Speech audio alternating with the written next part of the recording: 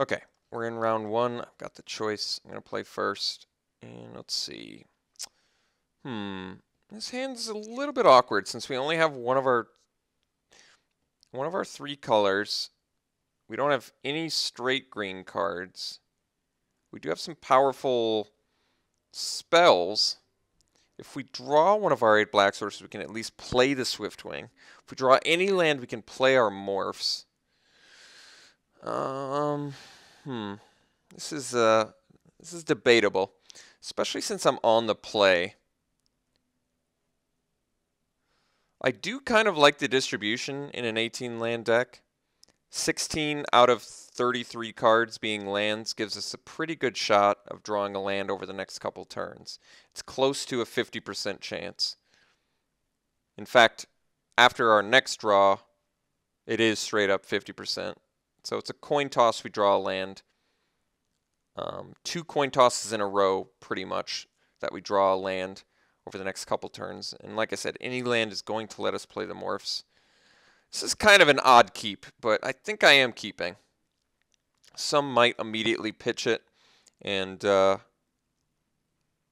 don't know.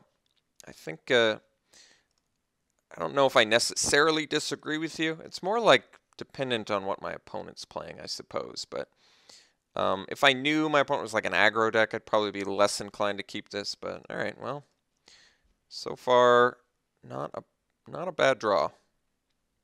So we'll get our little flying hasty bat. That this might be the first or second time I've played the card. I can't recall. I feel like I've played it once before, but I can't remember specifically doing it. I don't hate the bat. I think it's just overall kind of an unexciting card, but it can block 2/1s all day, so not bad. I think we open with the War Behemoth in cases of debilitating injuries and the like. I'd much rather have my Abzan guide at some point, and let's post-combat do that, I guess.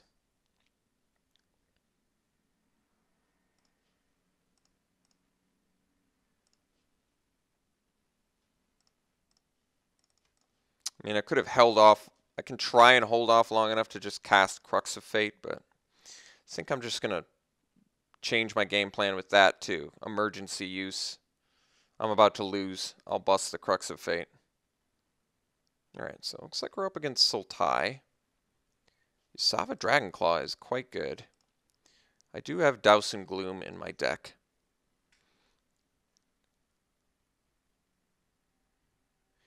He currently does not... No, he currently does not have the mana to steal Dragonclaw, but that certainly doesn't mean that he can't draw it. So I guess a Plains off the top would be the best since it would let me play the Patrol. Killshot's not bad, but it doesn't really work until I draw the white. So I think we're just going to swing in. I'm a little more willing to trade my guide for his Dragonclaw if he, say, doesn't steal my morph and attack.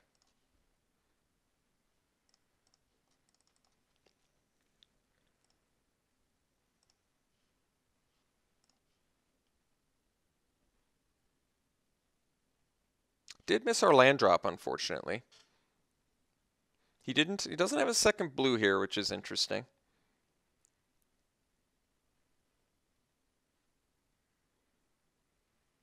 Alright, Bitter Revelation I actually don't mind seeing either.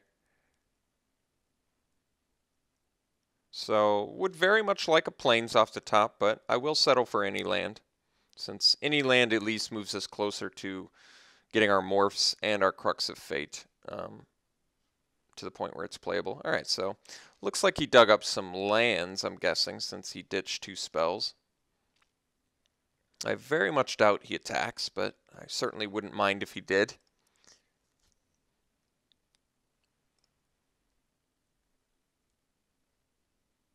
I mean, we would take 2 trample and have to trade off a morph, but it's still a fair exchange in my mind. Alright, Archer, not exactly what I'm looking for, but could get Death Frenzied here, but at the very least it would take out his own guy, so there is that. Alright, he's ready to block at this point. Well, I think he should have attacked then, so he would have trampled over.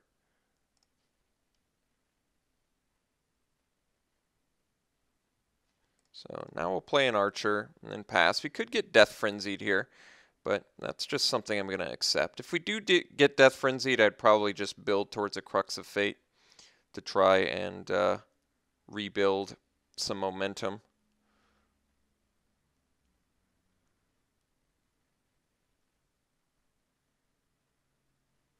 Okay, Feral Cruciak is certainly something that is threat.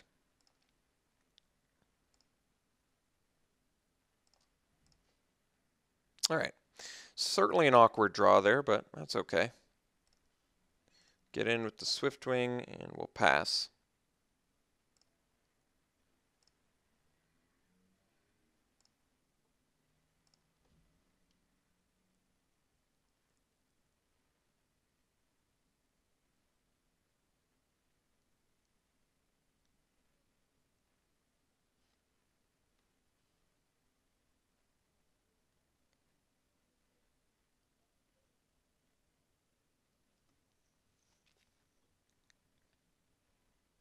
So Plains would be of quite a bit of help to us at the moment, since it would let me cast more removal, more creatures, and more pump.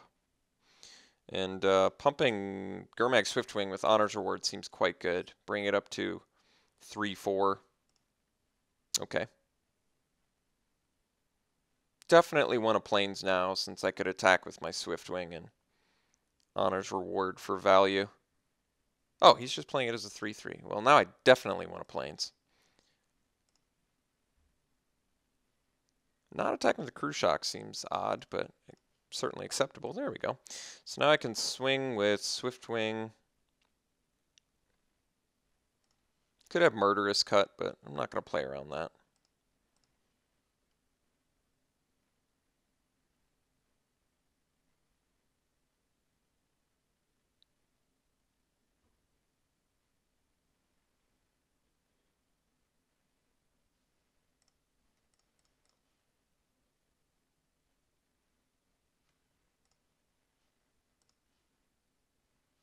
Okay. Well, that worked out fairly well for us. So now we're just a swamp away from being able to play Crux of Fate. We have a 3-4 first strike flyer, which is quite good. We have our kill shot at our disposal. We have Assault Road Patrol, soon to get Armament Core, which will, I don't know what I'm going to do with it. I might double pump one of my morphs, like my Warbehemoth. Rattleclaw Mystic, okay. No attacks from the Cruciak yet. Here's our 5th land. I think we play Armament Core. I double pump. The reason I don't want to put everything on a Swiftwing is in the case of bounce effects. I would prefer to diversify my threats at the moment. So I think I would rather lose my Archer than the Warbehemoth. So the Archer does have reach. And he's in blue, so we could have some more flyers. I think I'd actually rather keep the Archer and ditch the Behemoth. I think the reach is going to make more of a big deal than a 3-6. So we'll double pump the Warbehemoth here. And we're going to swing with Swiftwing and our Morph. Testing the waters here a little bit. Now, I could have actually just not played my Armament Core, but the reason that I don't mind trading here is now I have a 4-4 on board. I basically traded a Warbehemoth and the extra value of Armament Core for a Feral Cruciak, which I don't mind. Okay, Enhanced Awareness, more card draw. Oh wait, yeah, and he has Bitter Revelation. All right. We can undo Sagu Archer now, which means maybe the extra power on Warbehemoth would have made a bigger difference. I'm not exactly sure. So I could have attacked in with Warbehemoth, and he probably blocks, and then I unmorph, and then I just have a 3-6. I could have not played the Armament Core and just unmorphed something and just swung for 3. I'm actually not too unhappy with that plan, but I don't know. I'm pretty okay with where we're at now. I mean, granted, if I double pump the Swiftwing, he would be at 5 right now, which means I would have lethal on board. But I just feel like him not having a bounce or removal spell seems unlikely. Could be Villainous Wealth. All right. He gets us for 5 here. Let's see what he got. Or what he's got. He's got Disowned Ancestor, Raider Spells, and Grim Contest. So, unfortunately, he's even going to be able to eat our Morph or trade off. That's pretty good. He got a pretty good deal out of this, actually. I think he's likely going to eat our trade with our Swiftwing and an Ancestor.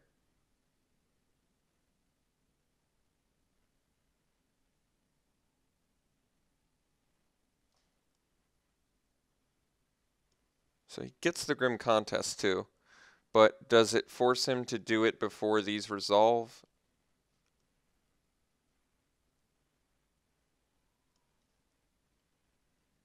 Oh, it does. Well, that's not going to work. That's just going to kill his guy. He screwed up the Grim Contest, but I certainly appreciate that. All right, I shall eat your guy. You didn't have to cast it either, right? You may cast. All right, well, so I guess he resolved it backwards, or it makes you resolve it before the other parts of Villainous Wealth resolve, is my guess. Or else he just didn't click them correctly. And he concedes. Okay. So we're playing against Sultai. I wasn't overly impressed. He did have some actually pretty good cards in there. I just wasn't overly impressed with how it panned out for him. He does have Villainous Wealth, though. Might have 2 of them. We certainly did pass a couple of them. So Villainous Wealth's a tough card, especially against us. Kind of a fatty, heavy deck. That really means I think we want to beat him in the early game, which seems difficult for us. I guess we can settle for the mid game. But Crux of Fate, hopefully, ideally, brings us back, even if we have to face down a Villainous Wealth, which seems like we will since we did that game. He's got a lot of draw card effects. I could bring in, Incremental Growth. We did have 3 creatures that game, but that was only because he's removal light. I think against a removal light deck, I could see a good argument for Incremental Growth. Honor's Reward seems less good only because the life gain doesn't seem all that necessary. We weren't in any big risk. So I could see swapping Honor's Reward for an Incremental Growth for a more Alpha Strike sort of swing, just based on the fact that he's low on removal. Yeah, I'm not opposed to that.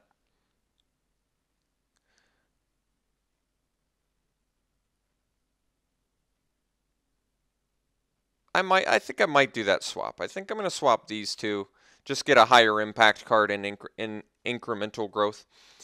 What removal did we see out of our opponent? We saw an Aven Surveyor. I don't even think we saw anything else that I can recall that game that was removal. So, all right, let's bring in the Incremental Growth and see if that works out for us.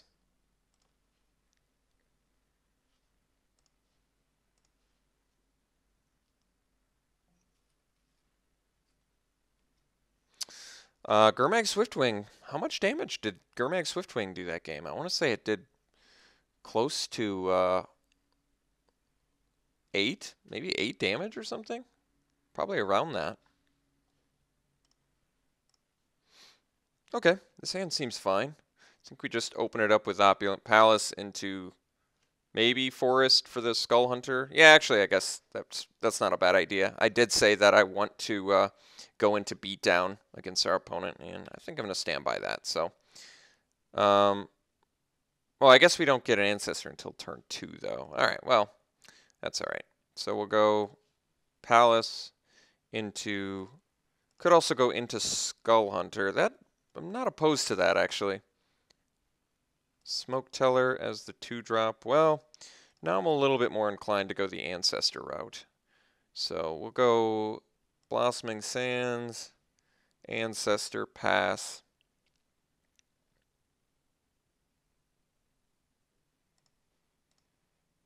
Which is quite good with this Grim Contest we have as well. It's going to let me eat some things.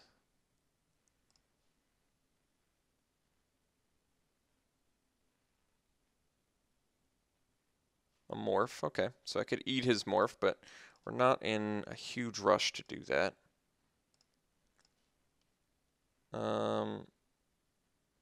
How badly do I want him to discard a card? The problem is if I make him discard, if I make him discard a card, I have to attack with Disowned Ancestor, which he's pretty motivated to just block at this point too. So I think I'm just going to have to do Skull Hunter for no value. It's not the most exciting play, but what it does is it lets me build towards this turn 5 incremental growth for a lot of value, so I actually kind of like it. So I think we're just going to go with the second forest here, drop a Skull Hunter, and then pass. We do get to go Salt Road Patrol next turn, or Grim Contest if I have some reservations about what that morph creature is.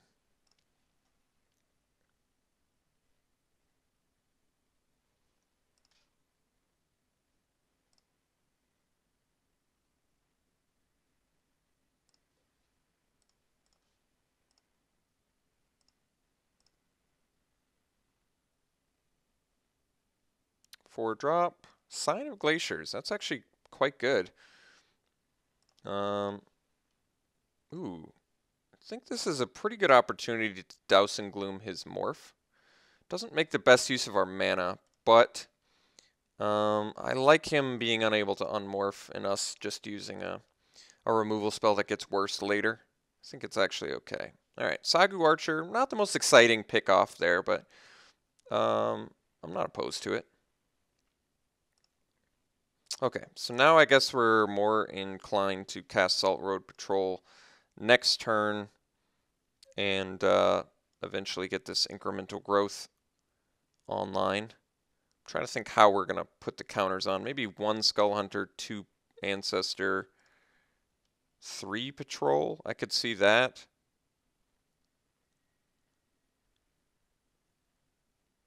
I could see whatever one is going to hurt the Sign of Glaciers the most is probably the way I want to do it. So our opponent is digging, presumably for the Villainous Wealth, but we're not in any like super immediate danger of losing to that.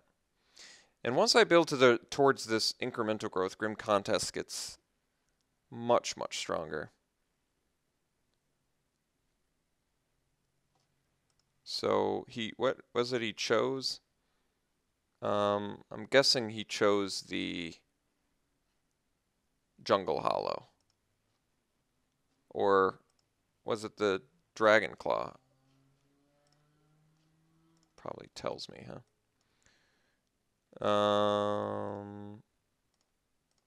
Forest, yeah, and the Dragon Claw. The Dragon Claw is in his graveyard. It's just up there. I didn't notice it. So he definitely grabbed the Jungle Hollow.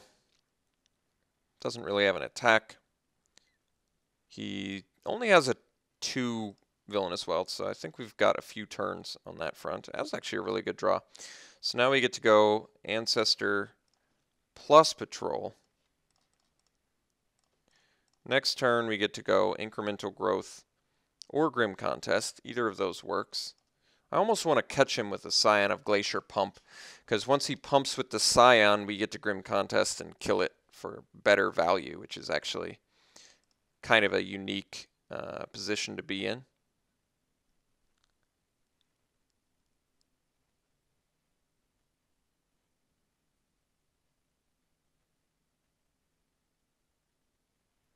Sultai Soothsayer, alright.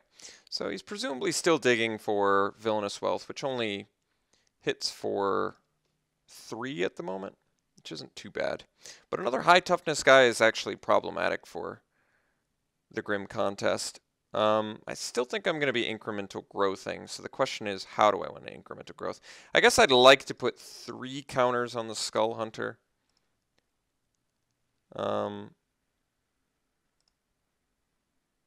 So how do I put my other counters on, though? Let's go... I could actually put 3 on the Salt Road Patrol. That actually might work better now that I think about it, because then I can attack with it and he can't double block for value. Yeah, I kind of like that. Let's go incremental growth. We'll go 1 on an ancestor, 2 on a skull hunter, 3 on a salt road patrol.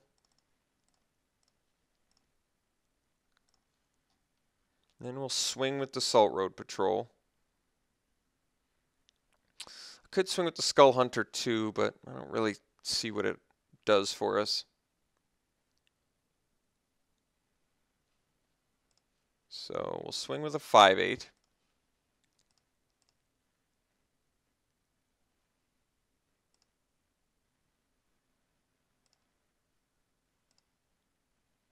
Foil polluted delta, that's good loot right there. So currently can at max do a villainous wealth for 4, which isn't too devastating. We have more of a top heavy deck, so it's an unfortunate one to have since he already played the first one, but that's okay. Can't do anything about it now. So I guess the question is, what do I want to kill with my Grim Contest? Since I guess the Scion is the better card to kill. Yeah, unfortunately the second Surveyor is pretty problematic, so I think we're just going to go like this. Yep, and then we'll outlast our dude here, and then I guess we'll just pass. So now I guess I wish I had pumped my Disowned Ancestor instead, but I wasn't expecting the second Aven Surveyor, I will say that. So currently we're at Villainous Wealth for 4, which isn't too devastating since a lot of our guys are morph. 5 is the magic number. It does seem like he's going to be able to get to that point, unfortunately. But I guess we just go in Outlast mode. Okay. Hoping he hits... I don't know. Land, I guess. I was hoping that Scout the Borders milled his Villainous Wealth, to be honest. So it's going to be tough to beat a Villainous Wealth in the late game. Unfortunately, we're not a beatdown deck, so it's kind of difficult any way you slice it.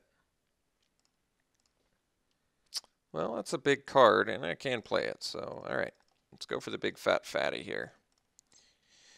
Yes, I could have killed something or outlasted, but I would say getting the big threat online is currently the priority.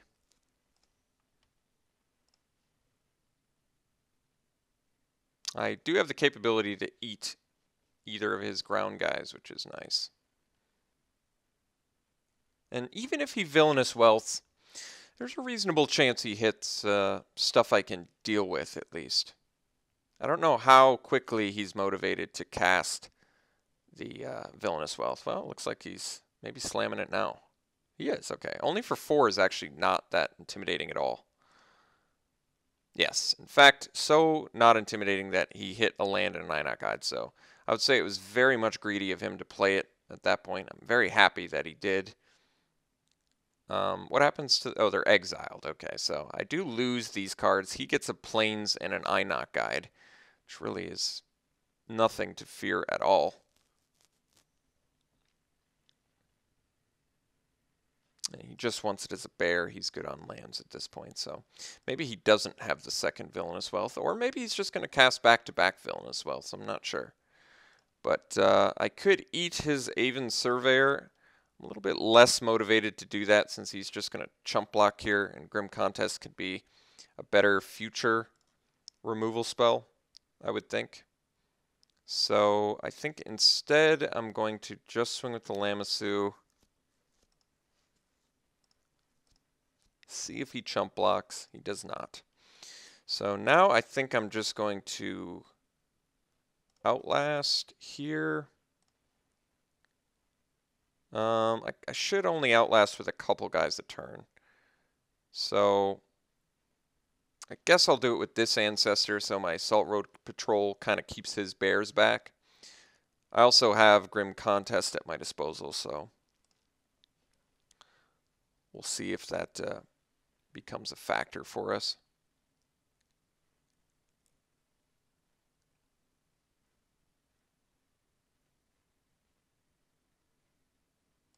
Okay.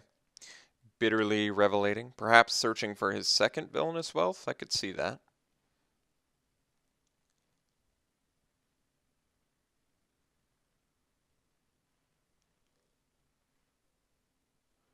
Ditching Island and Ethereal Ambush. 10 cards left in our opponent's deck.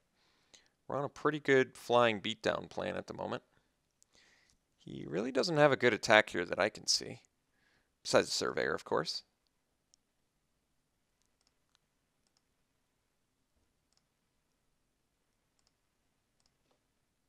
Okay.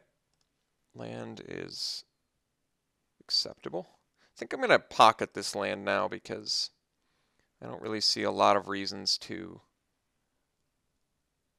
not do that.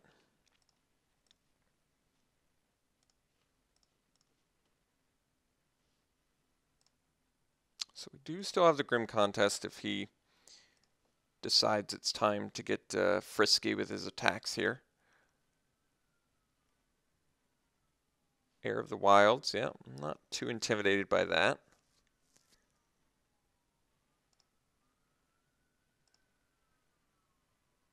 I guess I probably want to kill Surveyor now.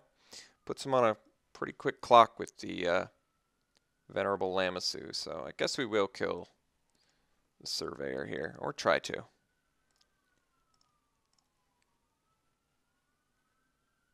Maybe I should have done it to the less pumped ancestor. Okay, Archer is in fact a card.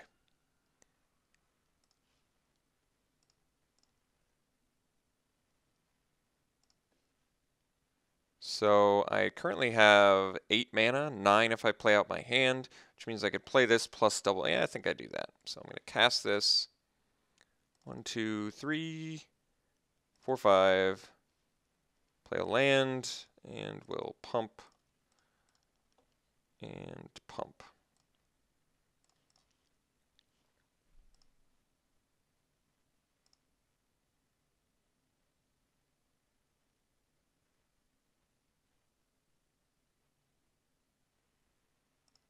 Enhanced awareness, all right.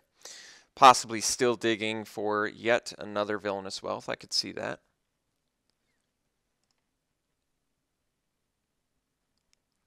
I do recall passing 2 of them. So he could hit us for 6 here with villainous wealth.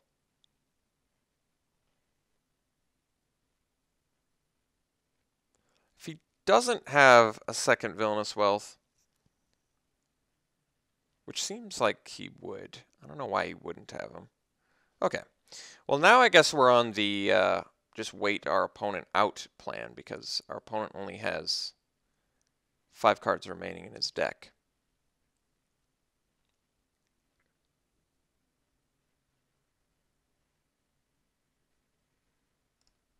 Okay.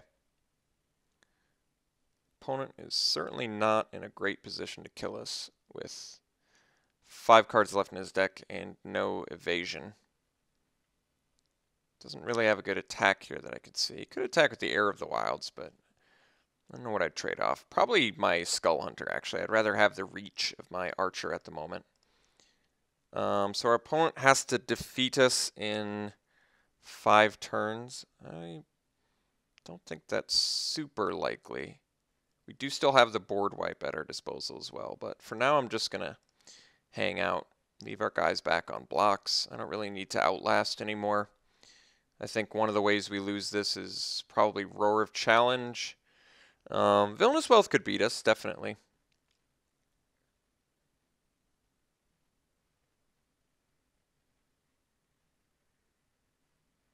Okay, Crew Shock's not going to beat us, though.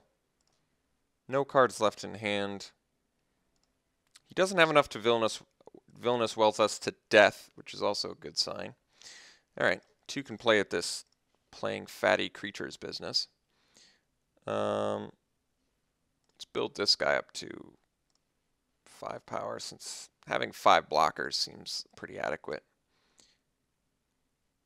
I mean, we lose to Roar of Challenge regardless, so there's just nothing I can do about that.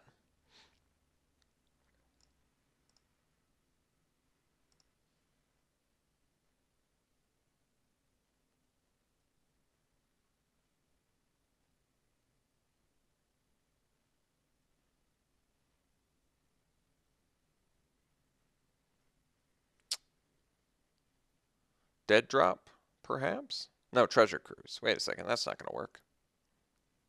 Oh, alright. My opponent just wishes to not have any cards left in his deck, I see. So he just wants to Villainous Wealth us and then lose? Is that what the plan is? Or maybe he's got some sort of pump going all in, which does make sense since he doesn't have any turns left. So I guess I wish I had my Ancestor now, but that's okay. So we'll eat the 5/5. We'll trade with a 5/4. We'll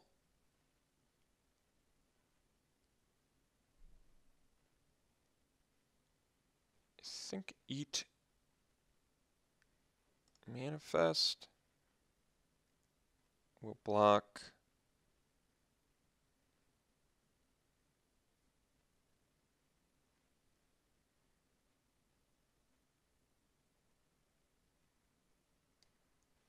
Here, and then this is just the most damage prevention. So we take 3, 5, 7. Okay. Well, that was an interesting match. We ended up getting there. It was kind of a war of attrition. Really no reason for our opponent to play Treasure Cruise. Our opponent has too much card draw in his deck. I don't think I'm going out on a limb by saying that. Treasure Cruise plus Enhanced Awareness plus Bitter Revelation, I think, is just too much card draw, especially in a self-mill deck that's also running, I believe he has Sultai Skullkeeper in there somewhere, but okay. Got round 1, so we'll see round 2.